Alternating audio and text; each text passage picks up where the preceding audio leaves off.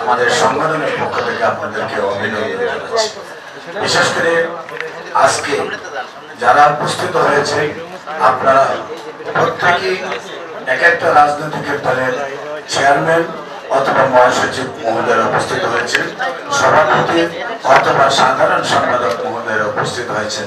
আমি বিশ্বাস করি আপনাদের এক একজনের যে যোগ্যতা রয়েছে, আপনারা একটি দেশকে পরিচালনা করার যোগ্যতা সবাই রাখেন, কিন্তু অত্যন্ত দুঃখের বিষয় আপনাদের যথাযথ মর্যাদায় আমরা আসন সংকীর্ণ হওয়ার কারণে আমরা আপনাদের যথাযথ স্থানে বসাতে পারছি না। সেই জন্য আপনাদের কাছে ক্ষমা প্রার্থী। আপনারা প্রত্যেকে এখানে প্রধান অতিথি হওয়ার যোগ্যতা রাখেন। আপনারা এখানে সবাই একটি প্রোগ্রামকে আয়োজন করে আপনারা সমাপ্ত করার সময় করে থাকেন। বিশেষ করে আমরা আপনাদের যে যথাযথ মর্যাদা দিতে পারি নাই, সেই জন্য আমাদের পক্ষ থেকে আপনাদেরকে দুঃখ প্রকাশ করছি। পাশাপাশি আজকের সংলাপ মূলত জাতীয় সংসদের নির্বাচনে কিভাবে সুষ্ঠু সুন্দরভাবে নির্বাচন করে এদেশের জনগণের ভোটের অধিকার ফিরিয়ে দেওয়া যায়, এটাই আমাদের মূল উদ্দেশ্য। আমরা দেখতে পাই আমরা যারা ইসলামী সমন্বয় পরিষদ করি, আমরা এক একজন এক একটি রাজনৈতিক দলের, আমরা কিন্তু ইসলামী সমন্বয় পরিষদে আসলে আমরা আমাদের কোনো রাজনৈতিক পরিচয় আমরা রাখি না। তবে সকল রাজনৈতিক নেতাদেরকে আমরা কারণ আমাদের আপনার রাজনৈতিক প্ল্যাটফর্ম থেকে যে কথাটুকু আপনি বলতে পারেন না, সেই কথাটুকু যেন ইসলামী সমন্বয় পরিষদের প্ল্যাটফর্ম থেকে আপনি বলতে পারেন।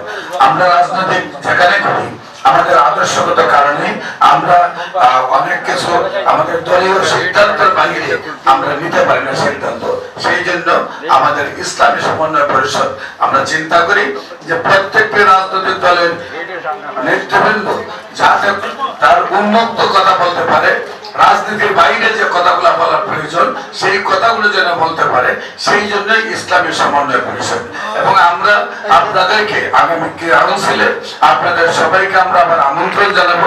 আমরা সবাইকে নিয়ে আছি এবং আপনাদের সবাইকে নিয়ে সামনে ইসলামী সমন্বয় পরিষদ চলবে। তবে আজকে যে বিষয়টা আপনারা দেখছেন, নবাব সিরাজউদ্দৌলার আমল থেকে এই পর্যন্ত আমরা যতই রক্ত দিয়েছি, যতই দেশকে সংস্কার করতে চেয়েছি, যতই মনে করেছি আমার রক্তের বিনিময়ে এই দেশে শান্তি প্রতিষ্ঠা হোক, কিন্তু শান্তি প্রতিষ্ঠার নামে শুধু আমরা ষড়যন্ত্রে লিপ্ত হয়েছি।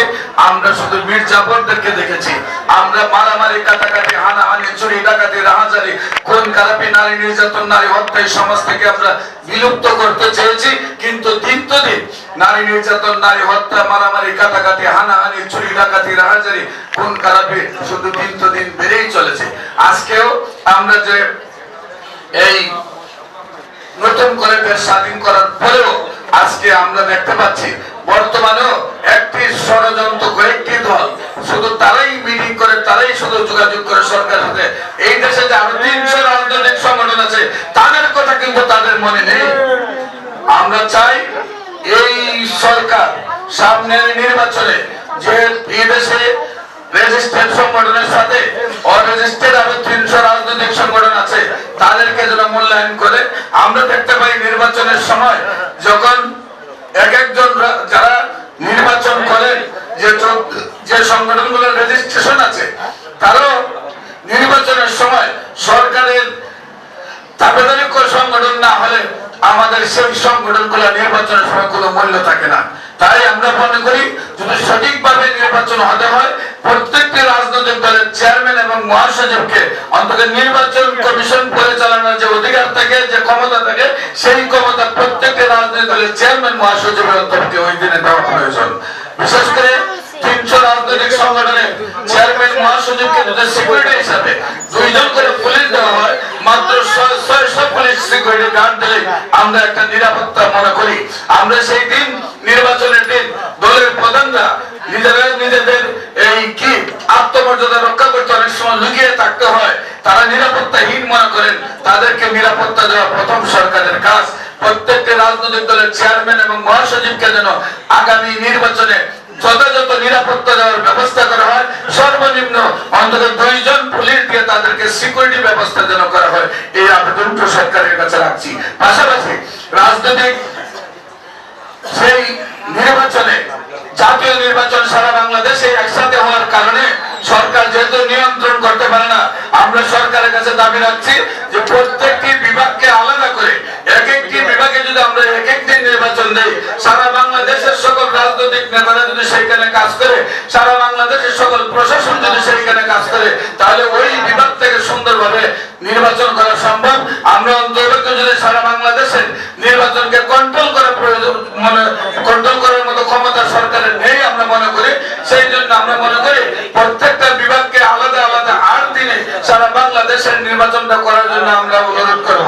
বিশেষ করে আপনারা যারা বিভিন্ন রাজনৈতিক সংগঠন রয়েছেন, আপনারা রাজনৈতিক ভাবে ঐক্য হয়ে আজকে আমরা সিদ্ধান্ত নেব কি কি প্রস্তাবগুলি সরকারের কাছে পৌঁছানো উচিত, সেই বিষয়গুলি আপনারা আমাদের সামনে তুলে ধরবেন। এবং আজকে আপনারা সকল রাজনৈতিক দলের চেয়ারম্যান এবং মহাসচিবরা উপস্থিত হয়ে আমাদেরকে ধন্য করেছেন। আপনাদের প্রতি আবারও কৃতজ্ঞতা জানিয়ে আমি আমার স্বাগত বক্তব্য এখানে শেষ করছি।